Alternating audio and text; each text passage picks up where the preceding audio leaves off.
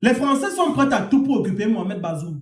C'est-à-dire, pour ceux qui ne savent pas, Mohamed Bazoum était l'ex-président du Niger, entre guillemets, le sous-préfet de la France.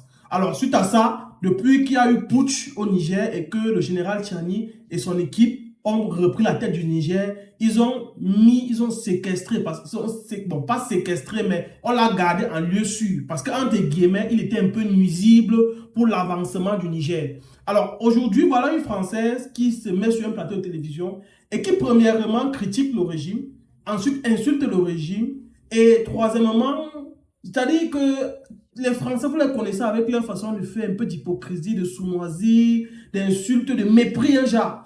Je vous propose d'écouter cette dame qui parle. Je vous propose d'écouter la dame où elle estime que Mohamed Bazoum est maltraité, qu'il est dans une petite pièce, qu'il n'a pas accès à ses droits, que normalement même un prisonnier ne le traite pas comme ça. Alors que ces gens sont pires que ceux qui sont au Niger actuellement. Écoutez ça, on se retrouve. Le président Bazoum vit enfermé dans quelques mètres carrés avec son épouse, donc dans un petit studio avec un couloir qu'il arpente, couloir de 3 mètres de long, dans lequel il marche.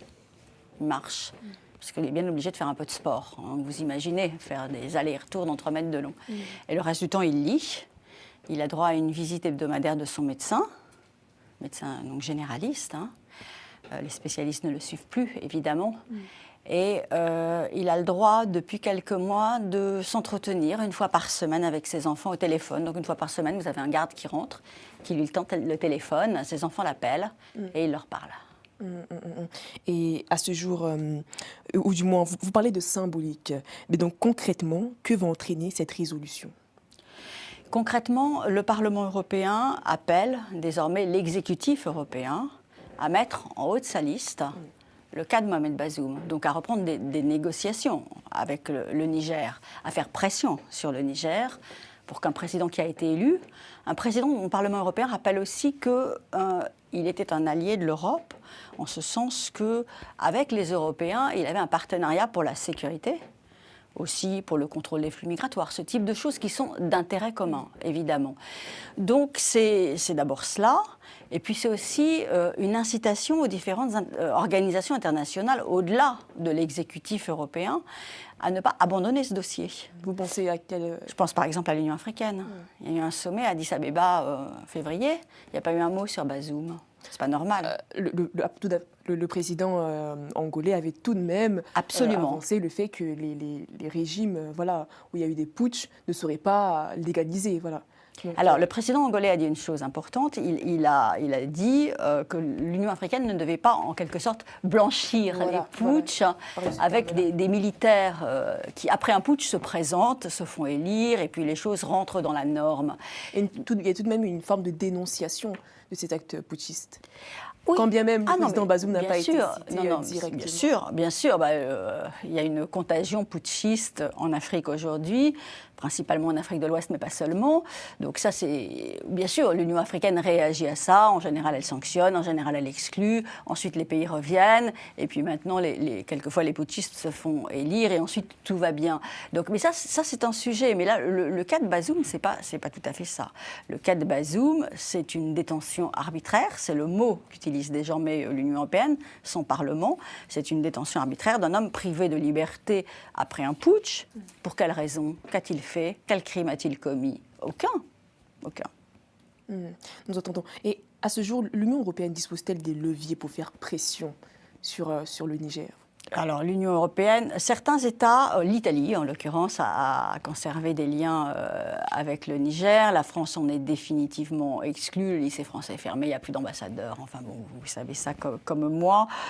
Les leviers, je dirais que c'est l'État du Niger aujourd'hui, puisque depuis 2 ans et demi, plus de 2 ans et demi maintenant, ce pays s'enfonce dans le chaos sécuritaire, dans le chaos économique. C'est un pays qui n'a plus un centime, dans lequel le général Tchiani est obligé de faire la quête auprès des enfants des écoles en leur demandant 100 francs CFA à l'entrée des écoles. Donc c'est un pays qui est dans un état dramatique et qui a besoin de renouer des partenariats internationaux. C'est un pays qui est plongé dans un isolement qui finalement lui est très préjudiciable. Donc ça, c'est un levier. Effectivement, l'Union européenne peut dire « Ok, on est d'accord pour repartir dans des partenariats avec vous, vous aider en termes de sécurité, vous aider sur le plan économique, mais le préalable, c'est la libération de Mohamed Bazoum. Et c'est effectivement ce qu'il faut faire. Ce vote est décrit comme sans appel. Et Nathalie Loiseau du groupe Renaissance a déclaré que les putschistes ont un bouc émissaire, la France, qui n'est plus là. Et alors, est-ce là, vous parlez de nouveaux partenariats, mais est-ce là la bonne méthode, disons ça comme ça? La bonne méthode dans le sens où est-ce que cela ne donne pas raison au narratif anti-impérialiste des pays de l'AES? C'est-à-dire, il y a des partenariats entre tous les pays du monde. Ou alors, si on ne veut pas de partenariat... L'approche de ce vote, les déclarations, cet appel à la libération immédiate. Est-ce que cela ne va pas alimenter ce narratif, justement, anti-impérialiste? Alors, le narratif anti-impérialiste, il existe. Moi, j'ai le sentiment quand même que les pays de l'AES se sont lancés dans les bras d'un nouveau colonisateur, qui est un vrai colonisateur et qui, d'ailleurs... On brinque de la chair humaine pour aller mourir en Ukraine, c'est un vrai sujet. Donc ça, c'est la première chose. Après, une résolution européenne de ce type, c'est le fruit d'un consensus entre divers groupes parlementaires. Là, en l'occurrence, vous avez 5 groupes parlementaires qui se sont alliés pour réclamer cette libération du président Bazoum, mais pas seulement d'ailleurs, de tous les prisonniers politiques, le retour à l'ordre démocratique, la réinstauration des partis politiques, le retour des ONG sur le terrain, absolument tout ça. Donc, vous citez Nathalie Loiseau, qui est une proche du président de la République, donc qui effectivement a ce positionnement-là. Mais en fait, quand vous avez 5 groupes parlementaires qui s'expriment et que vous arrivez à une résolution commune, vous retrouvez dans cette résolution les différentes problématiques qui sont chères à chaque groupe. Donc c'est une résolution au départ qui a été portée par le PPE, le Parti populaire européen de droite et du centre, par Christophe Gomard. Ensuite, il a été rejoint par le groupe socialiste et démocrate. Je vous rappelle que Mohamed Bazoum est un socialiste. Le groupe Renaissance, effectivement, de Nathalie Loiseau, un groupe souverainiste et les Verts. Donc vous avez une allusion, par exemple, au dérèglement climatique aussi dans la résolution. Vous avez une allusion à la problématique des flux migratoires qui intéresse peut-être davantage la droite et la droite souverainiste. Vous avez un petit peu tout ça, si vous voulez. Mais, et si Mohamed Bazoum était libéré, alors quelle serait la suite? Elle appartiendra aux Nigériens. Alors, tout dépendrait des conditions de sa libération. Si nous repartons sur le plan des partenariats, quel serait le positionnement de l'Europe? Si Mohamed Bazoum était libéré, tout à fait. Le partenariat ne dépend pas que de l'Europe. La libération de Mohamed Bazoum, c'est aussi un problème moral, avant d'être un problème de partenariat. C'est un problème éthique, c'est un problème de principe. On ne maintient pas en prison, enfin sous cloche là en l'occurrence. C'est pire qu'en prison, parce qu'en prison vous avez des visites, en prison vous avez des balades, en prison vous avez des sorties. Là il n'est pas en prison là. Il est séquestré, il est en détention arbitraire avec son épouse. Ils sont dans un huis clos depuis 32 mois, dans quelques mètres carrés. C'est même pas de la prison. Donc c'est contre ça que s'insurge l'Union européenne, au nom de valeurs dont elle est porteuse, qui lui semblent universelles, qui à mon avis sont universelles, qui sont des valeurs de démocratie, des valeurs de liberté, des valeurs de droits fondamentaux, de défense des droits fondamentaux de l'homme. Après, vous me dites s'il est libéré, qu'est-ce que ça changera au partenariat? Ça ne dépend pas que de la France ou de l'Europe. Ça dépend évidemment du Niger. Est-ce que le Niger veut un partenariat?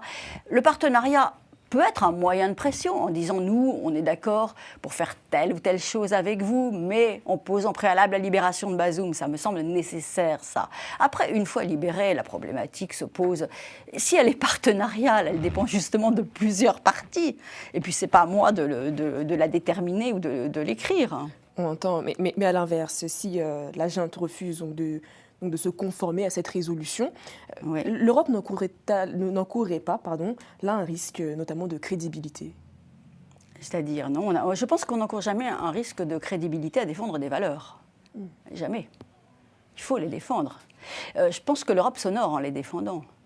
Encore une fois, j'étais très étonnée que l'Union africaine, au moment du sommet d'Addis Abeba, n'ait pas un mot pour Mohamed Bazoum. Je ne comprends pas, c'est l'un des siens. C'était un président africain élu par son peuple. Mais comme vous le dites, l'actualité change et certainement, on passe également parfois aussi à autre chose. Mais Madame Geneviève Gotzinger, merci d'avoir répondu à nos questions. Alors, qu'est-ce que l'État nigérien reproche, qu'est-ce que le général Tchiani et son armée reprochent à M. Mohamed Bazoum? Alors, on lui reproche premièrement de haute trahison et atteinte à la sûreté de l'État. On lui reproche d'être d'avoir fait de la haute trahison et d'avoir porté atteinte à la sûreté de l'État. Alors, en faisant quoi? C'est l'accusation centrale. Le régime militaire lui reproche d'avoir échangé secrètement avec des chefs d'État étrangers, notamment français. Quand on parle de chefs secrètement, c'est avec les Français, et des responsables d'organisations internationales pendant et après le coup d'État. Selon la junte, ces communications visaient à encourager une intervention militaire étrangère au Niger pour le réinstaller au pouvoir. Donc, c'est-à-dire, les Nigériens, le chef d'État Abdourahmane Tchani lui reproche, ou bien du moins l'État nigérien actuel, le gouvernement qui dirige, lui reproche qu'après le coup d'État, il se prépare aussi à refaire un coup d'État en faisant appel aux présences des forces étrangères.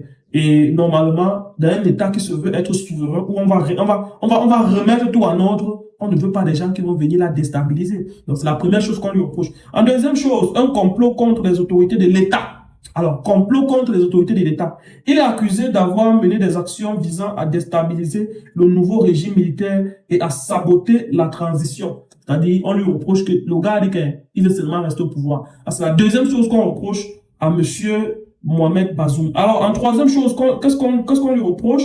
Complicité de financement du terrorisme.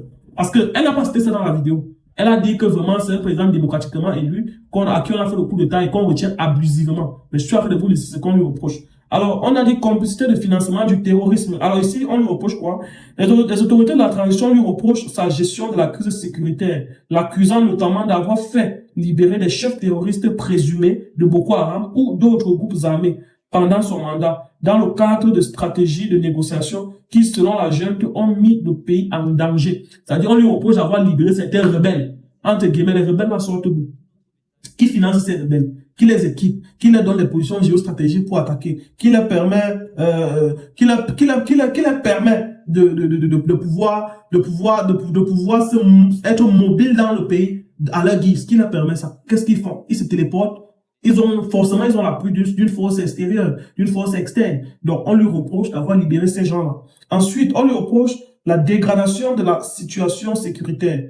Le CNSP a affirmé que l'approche du gouvernement Bazoum face aux groupes djihadistes qui frappent les régions de Tillabéri et le bassin du lac Tchad était inefficace et que le pays continuait de sombrer dans l'insécurité. Donc, vous connaissez ces gens. On se pose la question, quand il y a de l'insécurité, ça sort d'où? Qui finance cette insécurité-là? Pourquoi est-ce qu'il y a l'insécurité? Ces rebelles prennent les armes où? Ça, c'est la question qu'on doit tous se poser. Ensuite, on lui reproche la mauvaise gouvernance économique et sociale. Les putschistes ont dénoncé la corruption, le clientélisme et la mauvaise gestion des ressources publiques et naturelles du pays sous non-administration.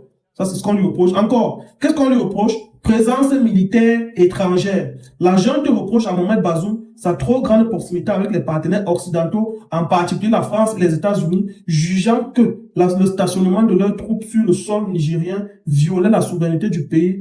Alors on se rappelle, quand le général Tchani, je crois en 2022 ou 2023, a pris le pouvoir, on a eu le départ de plus de 1500 soldats, français sur le sol nigérien. Bon, qu'est-ce que c'est 1500 soldats? Parce qu'on dit ceci, qu'il y avait des terroristes, il y avait des djihadistes, il y avait des représentants de Boko Haram, des chefs de Boko Haram. Alors, si on a 1500 soldats français sur le sol, on a eu 1500 soldats français sur le sol nigérien pendant des années, et qu'on entendait ces problèmes de Boko Haram et tout, des djihadistes et tout, que faisaient réellement alors ces soldats? Parce qu'entre guillemets, quand tu as les problèmes chez toi et que tu sollicites une force étrangère, la force étrangère est censée venir t'apporter soutien.